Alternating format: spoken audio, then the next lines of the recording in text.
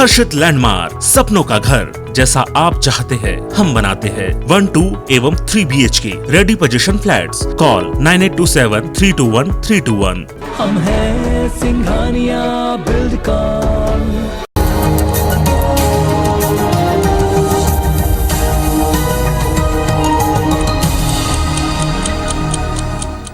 नमस्कार, सुप्रभात। आप देख रहे हैं IBC 24। मैं हूं आप सभी के साथ रचना नितेश और साथ की बड़ी बात में आप सभी का बहुत बहुत स्वागत है। रुक करेंगे बड़ी खबरों का। आज जबलपुर के दौरे पर अमित शाह पहुंचेंगे। आदिवासियों को लुभाने की तैयारी बीजेपी ने कर ली है। शंकर शाह और रघुनाथ शाह का आज बलिदान दिवस है और गैरिसन ग्राउंड में जनजातीय नायकों का आज ये बड़ा सम्मेलन होना है। उज्ज्वला 2.0 योजना की शुरुआत भी अमित शाह आज यहां से करने जा रहे हैं। वहीं बीजेपी के बूथ अध्यक्ष सम्मेलन को भी वो संबोधित करेंगे। तो एक बड़ा आयोजन आज मध्य प्रदेश के जबलपुर में। इसके साथ ही दयोदय तीर्थ में आचार्य विद्यासागर महाराज से भेंट भी गृहमंत्री अमित शाह करेंगे। तो आज जबलपुर के दौरे पर गृहमंत्री अमित शाह पहुंच रहे हैं। यहाँ पर बहुत से कार्यक्रमों में वो सम्मिलित होंगे। इसके साथ ही शंकर शाह रघुनाथ शाह के बलिदान दिवस कार्यक्रम में भी वो पहुंचेंगे। उज्ज्वला योजना की शुरुआत आज जबलपुर से करने जा रहे हैं गृहमंत्री अमित शाह। इसके साथ ही बीजेपी के यूथ अध्यक्ष सम्मेलन को भी वो संबोधित करेंगे। तो कई कार्यक्रमों का आयोजन आज मध्य प्रदेश में होने जा रहा है, जिसके लिए आज जबलपुर के दौरे पर केंद्रीय गृहमंत्री अमित शाह पहुंचेंगे। और कई मायनों में ये दौरा खास है। शंकर शाह और रघुनाथ शाह के बलिदान दिवस पर आज एक अहम कार्यक्रम होना है, उसमें वो सम्मिलित होंगे। इसके साथ ही गैरिसन ग्राउंड में जनजातीय नायकों का एक सम्मेलन होना है, वहां केंद्रीय गृह मंत्री पहुंचेंगे। साथ ही उज्ज्वला 2.0 योजना की शुरुआत भी आज गृह मंत्री अमित शाह के हाथों होने जा रही है।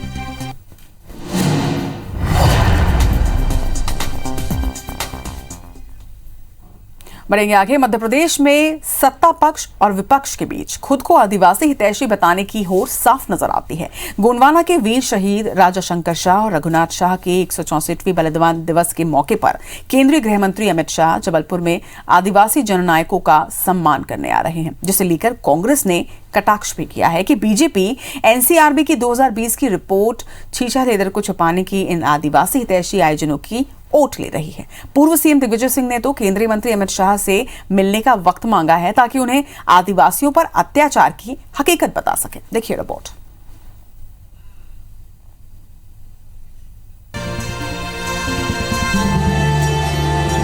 मध्य प्रदेश की संस्कारधानी जबलपुर में सियासी दिग्गजों का जमावड़ा हो रहा है। मौका है गोंडवाना के वीर शहीद राजा शंकर शाह रघुनाथ शाह के 164वें बलिदान दिवस का। देश के गृह मंत्री अमित शाह बलिदान दिवस पर आयोजित कार्यक्रम में शामिल होने जबलपुर आ रहे हैं। तो कांग्रेस ने भी बलिदान दिवस पर कई कार्यक्रम तय कर लिए हैं। अमित शाह जबलपुर में आदिवासी जननायकों का सम्मान करेंगे, तो वहीं दिग्विजय सिंह और कांतिलाल भूरिया राजा शंकर शाह रघुनाथ शाह के बलिदान स्थल पहुंचेंगे। साथ ही युवा कांग्रेस विशाल रैलियां निकालेगी। दरअसल बीते कुछ दिनों से प्रदेश की सियासत में आदिवासी और आदिवासियों पर जुल्म सुर्खियों में रहे हैं। हाल ही में जारी NCRB यानी नेशनल क्राइम रिकॉर्ड ब्यूरो की 2020 की रिपोर्ट के मुताबिक ST वर्ग पर अत्याचार के मामले में मध्य प्रदेश देश में अव्वल है। 2020 में आदिवासियों पर अत्याचार के 2401 केस दर्ज हुए, जबकि 2019 में 1922 केस दर्ज हुए थे। जबकि SC वर्ग पर अत्याचार के मामले में मध्य प्रदेश देश में चौथे पायदान पर रहा। NCRB के आंकड़ों के बाद सत्ता पक्ष पर हमलावर कांग्रेस ने आरोप लगाया कि इस रिपोर्ट ने प्रदेश में सुशासन की पोल खोल दी। युवा कांग्रेस प्रदेश अध्यक्ष भूरिया के मुताबिक प्रदेश का आदिवासी अब हकीकत को समझ चुका है। वो भाजपा के आदिवासी कार्यक्रमों से बहलेगा नहीं। इधर बीजेपी का आरोप है कि विपक्ष केवल भ्रम फैलाता है। देखिए, इनको भी समझ में आ गया है कि इनकी कथनी करनी में कितना बड़ा अंतर है। इसलिए एक तरफ से आदिवासियों पर डंडे मारने का, प्रताड़ना करने का, उन पर अपराध करने का काम ये लोग करते हैं, और दूसरी तरफ ये दिखाने की कोशिश करते हैं कि आदिवासियों के जनहितैषी हैं। कांग्रेस के झूठ के पुलिंदे वो केवल झूठ बोल करके राजनीति करते हैं, जो अब संभव नहीं है। अच्छे तरीके से भारतीय जनता पार्टी की सरकार में सभी समाज वर्गों के विकास के साथ हर समाज वर्ग सुरक्षित है, अल्पसंख्यक समुदाय भी सुरक्षित है। ये ये सारी चीज़ देश की आज़ादी के समय से होना चाहिए था। पर जिन लोगों ने 50 साल तक सत्ता की, उन लोगों ने कभी आदिवासी जन नेताओं के योगदान को कभी उन्होंने ध्यान नहीं दिया। न कभी जन नेताओं का नाम लिया गया, न किसी आदिवासी जन नेताओं के कहीं स्टैच्यू तक नहीं बनाए गए। वहीं पूर्व मुख्यमंत्री दिग्विजय सिंह ने अमित शाह से जबलपुर में मिलने का वक्त मांगा ताकि वो देश के गृह मंत्री को प्रदेश में आदिवासियों की बदहाली बता सकें। इस पर बीजेपी ने पलटवार कर पूछा, दिग्विजय सिंह को सत्ता में रहते आदिवासियों की याद क्यों नहीं आई?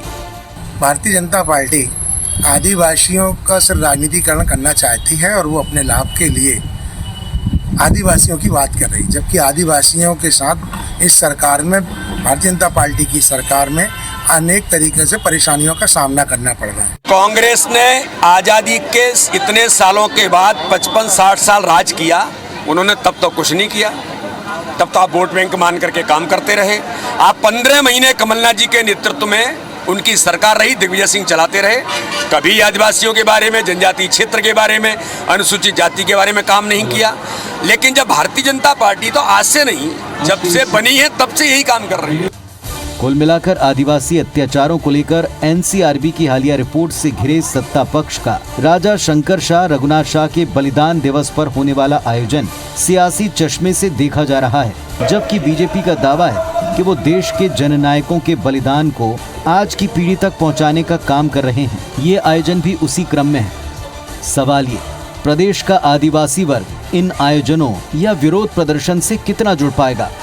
विजेंद्र पांडे, IBC 24, जबलपुर।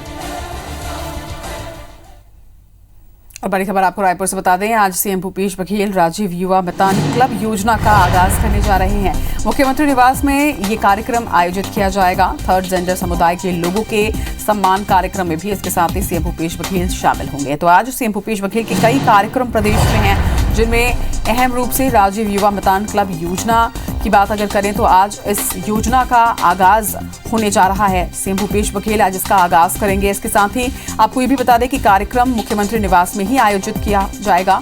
वहीं थर्ड जेंडर समुदाय के लोगों के सम्मान कार्यक्रम में भी सीएम भूपेश बघेल शामिल होंगे। इसके साथ ही आज बीजेपी प्रदेश प्रभारी डी पुरंदेश्वरी रायपुर पहुंचेंगी। आपको बता दें कि सेवा और समर्पण कार्यक्रम में वो शिरकत करेंगी। डी पुरंदेश्वरी प्रदेश पदाधिकारियों की इसके साथ ही बैठक भी लेंगी। तो एक बार फिर से बीजेपी के प्रदेश प्रभारी डी पुरंदेश्वरी दौरे पे आ रही हैं। सह प्रभारी नितिन नवीन भी रायपुर दौरे पर आज उनके साथ ही पहुंचेंगे।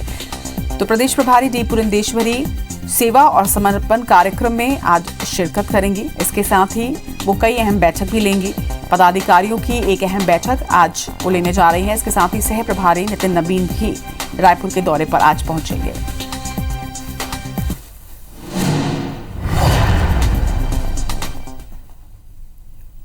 तो आज रायपुर में बीजेपी का सेवा और समर्पण कार्यक्रम होना है, जिसमें राष्ट्रीय सह संगठन महामंत्री शिव प्रकाश भी पहुंचेंगे। पंडरी जिला अस्पताल वो पहुंचेंगे और जिला अस्पताल में मरीजों को फल वितरण आज सेवा और समर्पण कार्यक्रम के तहत किया जाएगा। पीएम मोदी के जन्म दिवस पर ये कार्यक्रम बीजेपी पूरे देश में मना रही है। शिव प्रकाश कुशाभाऊ ठाकरे परिसर में बीजेपी नेताओं की एक अहम बैठक भी बोलेंगे।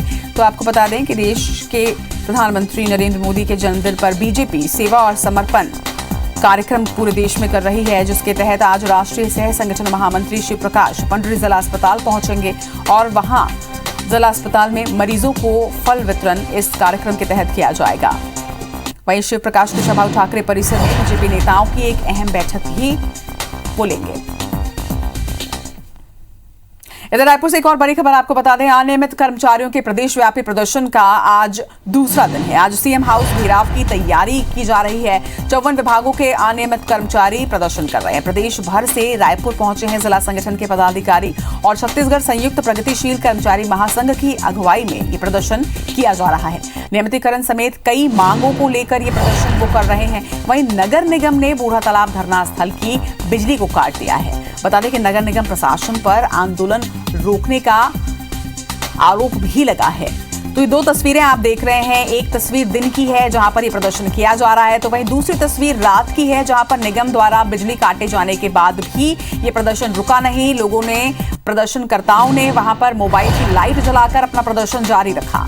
नगर निगम ने बूढ़ा तालाब धरना स्थल की बिजली जो काट दी है, जिसकी तस्वीर आप दूसरी तस्वीर इस वक्त देख रहे हैं, जहां पर रात के अंधेरे में भी प्रदर्शन जो है वो जारी रहा। वहां पर बिजली काट दी गई थी, लेकिन मोबाइल की रोशनी में इस प्रदर्शन को आगे वहां पर बढ़ाया गया।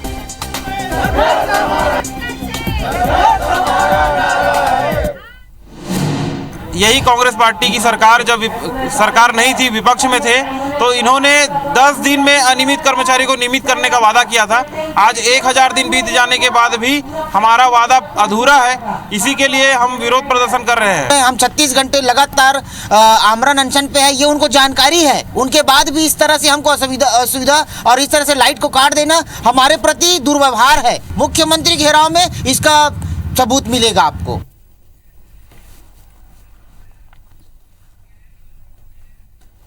और मध्य प्रदेश और छत्तीसगढ़ में क्या कुछ आज खास खबरें रहेंगी, इन तमाम जानकारी के लिए हमारे साथ हमारे दो सहयोगी जुड़ रही हैं। रायपुर से हमारे साथ प्रिया पांडे और भोपाल से हमारे साथ नीलम गुरवे जुड़ रही हैं। पहले रुख करेंगे रायपुर का। प्रिया हमारे साथ हैं। प्रिया, आज क्या कुछ वो सियासी हलचल रहने वाली है, बड़ी खबरें रहने वाली हैं जिस पर IBC 24 की नजर रहेगी?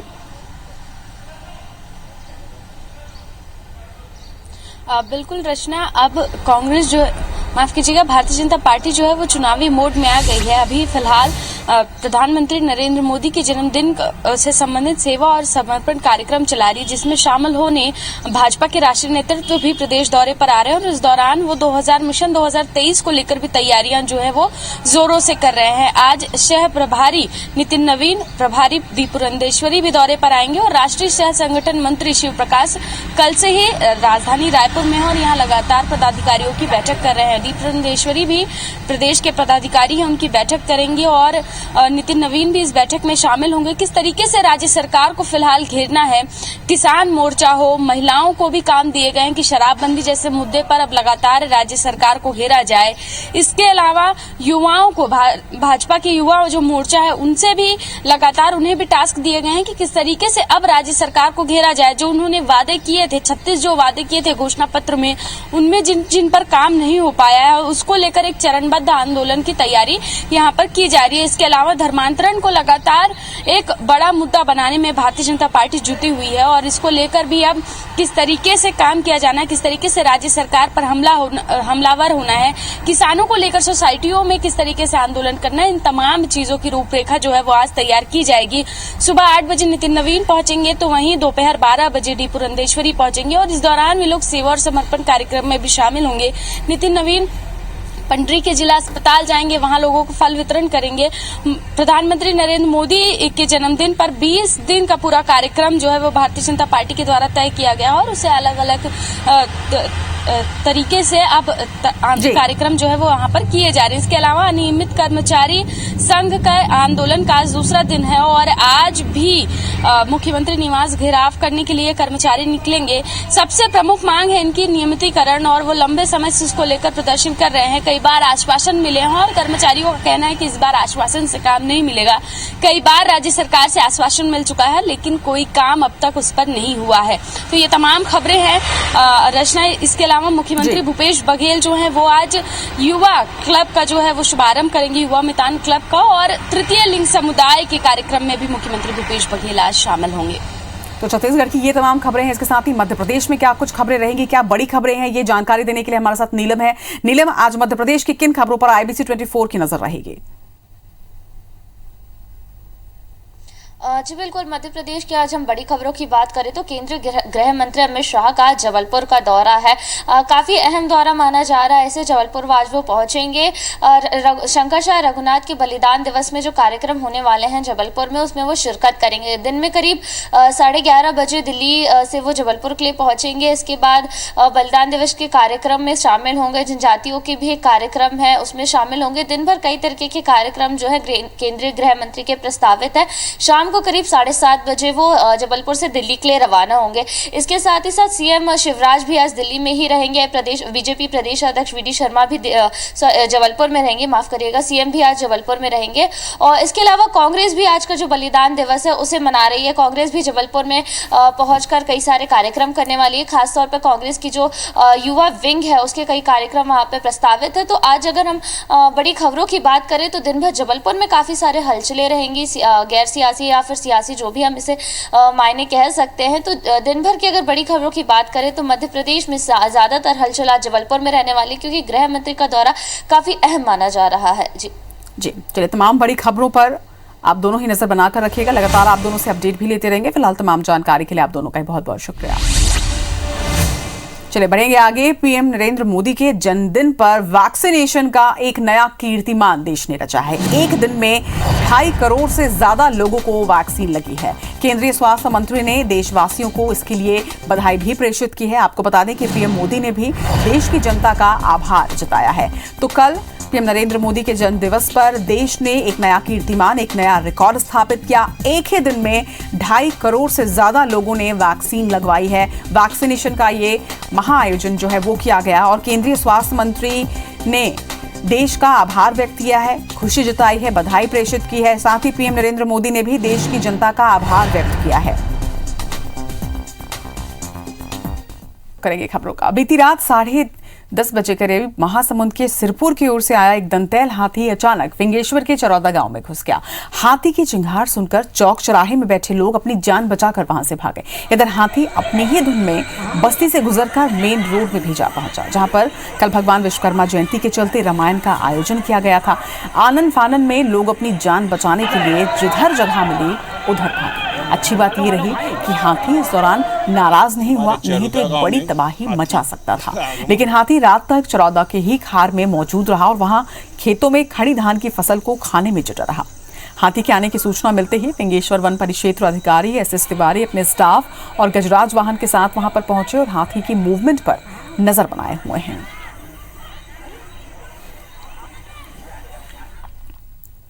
26 साल से फरारी काट रहा हत्या का आरोपी आखिरकार पुलिस के हत्थे चढ़ ही गया। बदमाश को श्योपुर के ढूंढर थाना पुलिस ने पकड़ने में सफलता हासिल की है। आपको बता दें कि आरोपी हत्या के मामले में सजा सुनाए जाने के बाद फरार हो गया था। उसने राजस्थान के कोटा सहित कई जगहों पर नाम बदलकर फरारी काटी और वर्तमान में वो राजस्थान के कोटा जिले के अनंतपुरा थाना क्षेत्र में नाम बदल कर रह रहा था। आरोपी पर 20,000 रुपए का इनाम भी घोषित है। वहीं आरोपी कार की सहित 14 आरोपियों के खिलाफ ढूंढर थाने में वर्ष 1992 में हत्या का मामला दर्ज हुआ था, जिसके बाद उच्च न्यायालय की ग्वालियर बेंच ने 10 साल की सजा से सुनाई थी। इसकी सजा से बचने के लिए आरोपी काडू कीर 1995 से ही राजस्थान के कोटा समेत कई शहरों में अपना नाम बदलकर फरारी काट रहा था। फिलहाल आरोपी राजस्थान के कोटा में पत्नी और बच्चों के साथ नाम बदलकर रह रहा था। उसने अपना नाम कैलाश रख रखा था।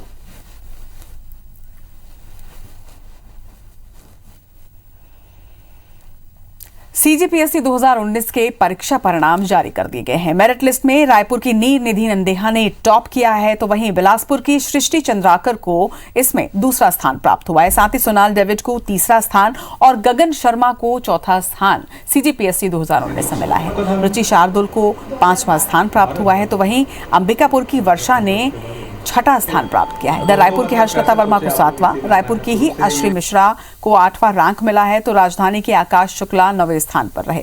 इसके साथ ही मधुलिका निक्सेना ने परीक्षा में 10वां स्थान हासिल किया है। तो ये वो टॉप 10 अभ्यर्थी जिन्होंने अपनी मेहनत से एक नया परचम लहराया है और सीजीपीएससी 2019 में टॉप 10 रैंक में आए हैं।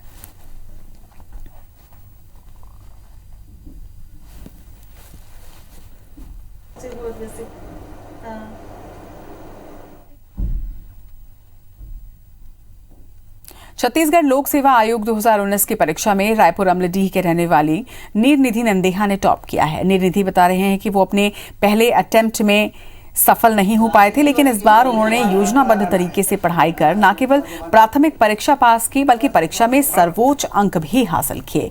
नीर निधि बता रहे हैं कि उन्होंने इस बार सारा फोकस मुख्य परीक्षा पर ही किया, जिससे उन्हें बड़ी सफलता हाथ लगी। उनसे बात की हमारे संवाददाता विनय वर्मा ने। सीजीपीएससी 2019 के एग्ज़ाम में नीर नदीन नंदेहा ने टॉप किया है, पहली रैंक आई है। हमारे साथ बैठे हैं। सबसे ज़रूरी जो बात रहती है, कैसा लग रहा है, तैयारी कैसी थी? काफ़ी अच्छा लग रहा है। अभी भी ये फैक्ट एक्सेप्ट करना कि रैंक 1 लग गई है इतने सालों के मेहनत के बाद, थोड़ा टाइम लग रहा है, लेकिन धीरे धीरे रियलाइजेशन हो रही है कि अब रैंक आ गई है। तैयारी काफ़ी अच्छी रही। नालंदा परिसर का बहुत ज़्यादा सहयोग रहा पूरे तैयारी भर में, और मैं अपने सफलता का श्रेय माता पिता, गुरुजन और नालंदा परिसर को देना चाहूँगा। कुछ दिनों के लिए कोचिंग गए थे, क्या ये ऐसा लग रहा था कि कोचिंग जरूरी नहीं, क्योंकि कई बार ऐसा कहा था कि कोचिंग के बिना जो सक्सेस है वो नहीं आ पाती है? जी, अगर देखा जाए मेरे प्रिपरेशन के दौरान तो कोचिंग मैंने 3-4 महीने से ज़्यादा नहीं करी है। 3-4 महीने में जो बेसिक सब्जेक्ट्स थे उनके आइडिया लग गए थे मुझे कि उनको किस टाइप का प्रिपेयर करना है। उसके बाद से ही नालंदा परिसर में मैंने पिछले 3-3.5 साल से सेल्फ स्टडी करके पूरा कोर्स कंप्लीट किया और तैयारी करी सीजीपीएससी की। पिता प्रोफेसर हैं एग्रीकल्चर कॉलेज में, किस तरह से परिवार का माहौल बना के रखे थे, क्योंकि अहम भूमिका रहती है परिवार वालों की? मेरे बच्चे हमेशा आज्ञाकारी रहे हैं, और जहाँ तक नीर नदी का सवाल है, ये शुरू से ही मुझे ऐसा महसूस होता था कि इसमें मेधावी बनने की बहुत क्षमताएं हैं, और हमें कभी भी इनको ये नहीं कहना पड़ा कि आप पढ़ाई करो, वो अपने अनुसार वो पढ़ाई करता रहता। मंत्र क्या देंगे, ऐसे कई सारे लोग आपको फॉलो करेंगे? जी, मेरा मंत्र तो एकदम सिंपल रहा है सीजीपीएससी के पूरे अटेम्प्ट्स में, कि मेरा ये मानना है कि अगर आपका मेन स्ट्रांग है तो आपको प्रीलिम्स में भी दिक्कत नहीं होगी, और अगर इंटरव्यू में अगर कुछ कम नंबर में मिलते हैं फिर भी आपको पोस्ट ज़रूर मिलेगी। तो जितने भी एस्पिरेंट्स देख रहे हैं उनको मैं यही कहना चाहूँगा कि मेंस पे अपना पूरा फोकस रखिए। मेंस ही सब कुछ है इस एग्ज़ाम में। पहली बार एग्ज़ाम जब जिन्होंने दिया था उस अटैम्प्ट में जिनका प्री भी नहीं निकल पाया था, लेकिन अब इस बार न केवल प्री निकला, मेंस निकला और इंटरव्यू भी क्वालिफाई करके टॉप कर दिया है इन्होंने। एक मूल मंत्र दे रहे हैं कि केवल जो मेंस एग्ज़ाम है उस पर फोकस करें, जिससे कि रैंक अच्छी से अच्छी आ सके। कैमरामैन रमाशंकर के साथ विनय वर्मा, ABC 24 रायपुर। इसी के साथ इस बुलेटिन में फिलहाल इतना ही। नमस्कार।